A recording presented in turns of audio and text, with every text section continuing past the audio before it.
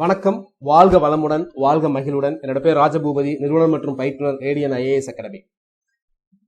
சில நாட்களாகவே இந்த பார்த்தீங்கன்னா இந்த அண்ணாமலை பல்கலைக்கழக இஷ்யூ போயிட்டு இருந்தது. நிறைய ஆஸ்பிரன்ஸ் கேட்டிருந்தாங்க, சரிங்களா? ஸோ அதுக்காக தான் நான் கொஞ்சம் ஸ்டடி பண்ணியிருந்தேன். இது சம்மந்தப்பட்டவங்களையும் கேட்டிருந்தேன், ஏன்னா எனக்கு தெரியாதுல்ல. ஸோ அதனால் மற்றவங்களையும் விசாரிக்கும் போது ஒருத்தர் வந்து பார்த்தீங்கன்னா ஒரு யூனிவர்சிட்டியில் வந்து பார்த்தீங்கன்னா ஒரு அந்த செனேட் உறுப்பினராக இருந்தாங்க. அவங்கள பற்றி கேட்கும்போது அவங்க என்ன சொன்னாங்க அப்படின்னா, யூஜிசி வந்து பார்த்தீங்கன்னா ஆரம்பத்தில் என்ன சொல்லியிருந்தாங்க அப்படின்னா, ஒரு ஸ்டேட்டுக்கு ஒரே ஒரு யூனிவர்சிட்டிக்கு மட்டும்தான் அந்த டிஸ்டன்ஸ் லேர்னிங் அப்படின்னு சொல்லக்கூடியது வந்து பார்த்தீங்கன்னா கொடுக்கதா அப்படின்னு சொல்லியிருந்தாங்க. அது வந்து தமிழ்நாடு ஓப்பன் யூனிவர்சிட்டி. இப்போ அண்ணாமலைக்கு மட்டும் கிடையாது, இது மற்ற யூனிவர்சிட்டிக்குமே பிரச்சனைகள் ஏற்கனவே இருந்தது. அது எல்லாமே கோர்ட்டில் போட்டிருக்கிறாங்க அப்படின்ற மாதிரி அவர் சொன்னார். ஸோ இந்த அண்ணாமலை பல்கலைக்கழகத்துக்கு 2014-15 இருந்தே வந்து பார்த்தீங்கன்னா அப்ரூவல் இல்லை, அக்ரெடிஷன் இல்லை அப்படின்னு யூஜிசி ஓப்பனாக சொல்லியிருக்கிறாங்க. ஸோ இதனால வந்து இதை வச்சுட்டே வந்து பார்த்தீங்கன்னா நிறைய பேர் வந்து எக்ஸாமினேஷன் டிஎன்பிஎஸ்சியில் வந்து இதே பிஎஸ்டிஎம்கே வச்சு போயிருக்கிறாங்க, யூஎஸ்ஆர்பியில் போயிருக்கிறாங்க, போலீஸ் எஸ்ஐ ஆயிருக்கிறாங்க, டிஆர்பியில் கூட போயிருக்கிறாங்க, சரிங்களா? ஸோ அப்போது இது வந்து 2014-15 நமக்கு இப்போ தெரிய வந்ததே பார்த்தீங்க அப்படின்னா ஒரு 8 வருஷத்துக்கு அப்புறம் 7 வருஷத்துக்கு அப்புறம் தான் நமக்கு இப்போ தெரிய வந்தது.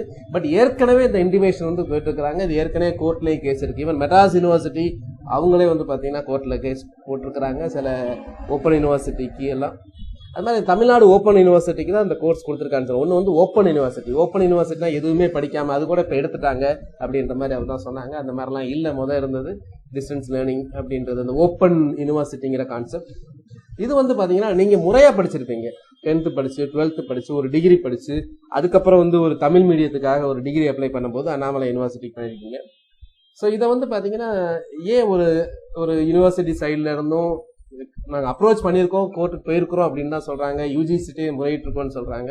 மற்றபடி கவர்மெண்ட் இருந்தால் அது கவர்மெண்ட் வந்து ஓவர்டேக் பண்ணது, சரிங்களா? அதுக்கு முன்னாடி வந்து பிரைவேட் இருந்து அதில் இஷ்யூ வந்ததுனால தான், அட்மினிஸ்ட்ரேட்டிவ் இஷ்யூ வந்ததுனால தான் ஏற்கனவே அண்ணாமலை யூனிவர்சிட்டி வந்து கவர்மெண்ட் வந்து ஓவர்டேக் பண்ணாங்க.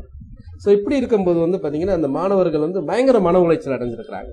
ஸோ அதற்கு ஒரு தெளிவான இது வந்து இது சொல்ல, ஏன்னா மாணவர்கள் எக்காரணம் கொண்டு பாதிக்கக்கூடாது. மாணவர்களுக்கு எப்படி தெரியும்? அவங்க வந்து அதை நம்பி தான் போகிறாங்க, நீங்கள் யூனிவர்சிட்டிலாம் வாங்கியிருப்பீங்க அப்படிங்கிறதுக்காக தான். ஸோ அதனால் இதுக்கு இப்போ கூட நிறைய பேர் வந்து போட்டிருக்கிறாங்க, திரும்ப நான் என்ன பண்ண போகிறேன், நான் சில பேருக்கு எக்ஸாம் ஃபீஸ் கட்டும்போது கூட கட்டணுமா வேணாமா அப்படின்ற மாதிரி கூட கேட்டிருந்தாங்க.